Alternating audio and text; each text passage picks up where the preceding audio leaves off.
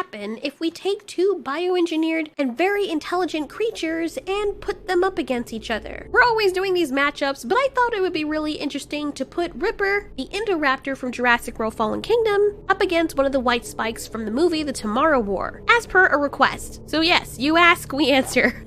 I know we've covered the white spikes a lot, but there's still so much we need to know about these creatures, and it would be so interesting to explore exactly what these creatures would do based on what we've observed in the movies about their behavior and physical prowess. First, let's get into what these creatures actually are. White spikes are basically bioweapons from the movie The Tomorrow War. They are powerful creatures that were built to kill, and they're so powerful and voracious that within 3 years' time, they reduced the human population to 500,000 people. They have the ability to breed at a ridiculous rate. They're very aggressive and always hungry, and they spread like a plague. These creatures are so territorial and aggressive that they kill every life form they come across. They have the ability to swim very fast, glide in the air, jump very high and from great heights, and run very fast, and run seemingly without getting tired either. They shoot what looks to be calcified projectiles that come out of their tentacles like bullets. They utilize their tentacles and legs to climb vertical surfaces, and have very sharp teeth that can cut through steel with ease. They can see at nighttime and in the daytime, and these creatures also have a very high pain tolerance.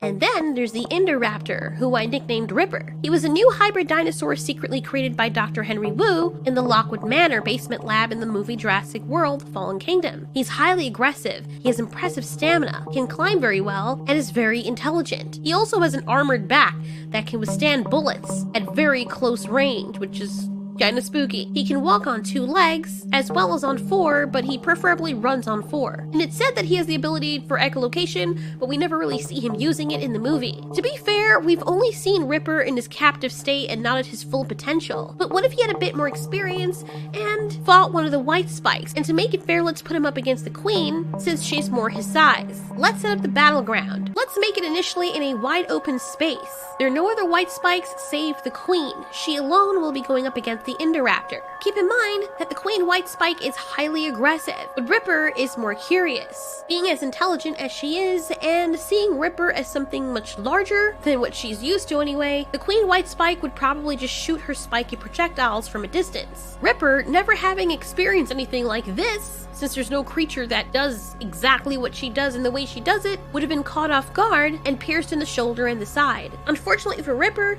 his armor doesn't protect him from being stabbed outright. At least it seems that way based on what we saw in the movie. Ripper would roar in anger and charge. Ripper wouldn't have any ranged attacks, so the battle would have to be a up close and personal, physical battle. Truth of the matter is that the queen white spike is just a better predator overall, in that she has more advantages in how she can kill something than Ripper does. Ripper has the same level of intelligence, it would seem, but Ripper is very powerful. With his sharp claws and powerful forelegs, he would claw at the white spike fiercely and bite her head and back, which he would discover upon doing so is armored, much more so than his back. Knowing she caught him off guard, she would kick him in the head and grab him with her tentacles. Ripper not passing up an opportunity to disable a creature that he knows has a clear advantage in him, he would grab one of the tentacle tips and bite it off. Now you may be saying, Altiari, that's not fair, man. Ripper's just a dinosaur. Yes, clearly, but a lot of people forget that Ripper was also a bioengineered weapon. He was made as a weapon, not a regular dinosaur like the others. Surely he's not as spruced up as the white spike, but he's still more hardy than a regular creature or predator. The white spike would run and leap from above, causing Ripper to quickly move out of the way and probably bite her legs very hard. Ripper would realize that the white spike's legs put her at an advantage, being able to move much more quickly than he. You see, Ripper is built more like a truck, while the queen white spike is built like a compact sports car. Ripper was built for strength and hardiness. The white spike was just built to kill and propagate as quickly as possible, and her long legs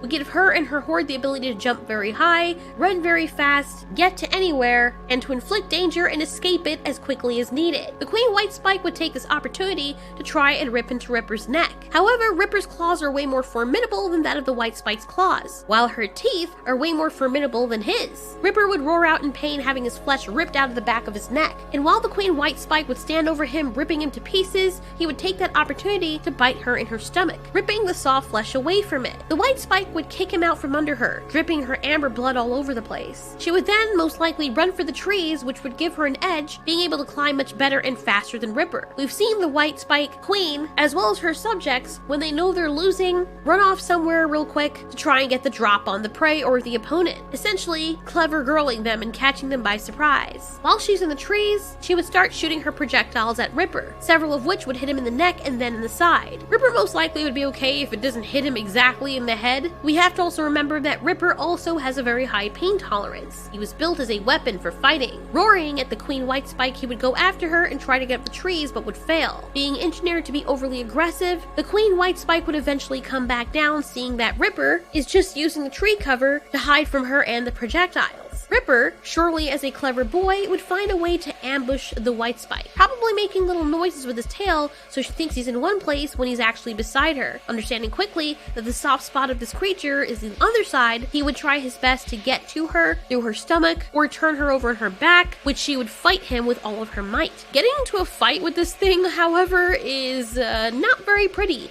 The Queen White Spike is an alien bioengineered creature that has way more advantages than Ripper. Her teeth rip into him every time they brawl, and Ripper is losing a lot more blood than the White Spike is, even with her tummy cut open. Ripper in this case would seem to have more to lose, and he would fight in this manner as well. He would claw with his teeth and tear into her abdomen again and again, also trying to flick the Queen White Spike to get her on her back. The Queen White Spike is one savage bitch, and she would not make this easy. She would kick at him with her powerful feet, and Ripper would bite them, breaking the bones eventually. With her last good tentacle, she would try to shoot out more projectiles and aim at Ripper's head, but Ripper would pin it to the ground and step on the Queen White Spike's neck with one of his front feet and then depress his sharp claws into her soft skin. Being more dense and heavy, Ripper would basically use his body to hold the Queen down, and then he would bite through her neck, almost severing the head. The Queen White Spike is very intelligent and a warrior, but Ripper is a lot more calm in the way he fights compared to her anyway. From what I've observed in the movie,